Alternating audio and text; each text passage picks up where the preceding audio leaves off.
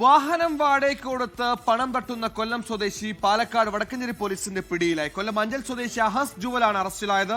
Social media വഴി തന്റെ വാഹനം വാടകയ്ക്ക് നൽകുകയും വാഹനത്തിലെ GPS ഉപയോഗിച്ച് അതേ വാഹനം കട്ടെടുക്കുകയും അതിന് നഷ്ടപരിഹാരം വാങ്ങുകയും ചെയ്യുന്നതായിരുന്നു ഇയാളുടെ ഒടുക്കത്തെ തട്ടിപ്പുരി.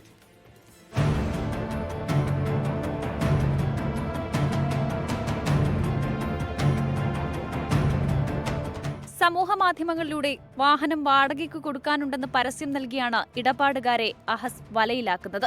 ഇത്തരത്തിൽ അഹസ് കാർ ഇടപാടുകാരന് കൈമാറി വൻ തുക കൈപ്പറ്റും. പിന്നീട് കാറിൽ ഘടിപ്പിച്ച GPS പിന്തുടർന്ന് അതേ കാർ മോഷ്ടിക്കും. ഇതായിരുന്നു അഹസിന്റെ രീതി.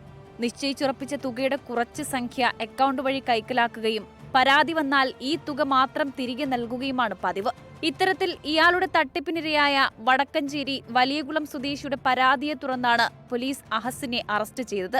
ഇയാളുടെ പേരിൽ വിവിധ സ്റ്റേഷനുകളിൽ സമാനമായ 12ഓളം കേസുകളുണ്ട് എന്ന് പോലീസ് പറഞ്ഞു. കോടതിയിൽ ഹാജരാക്കിയ പ്രതിയെ റിമാൻഡ് ചെയ്തു. 24 പാലക്കാട്.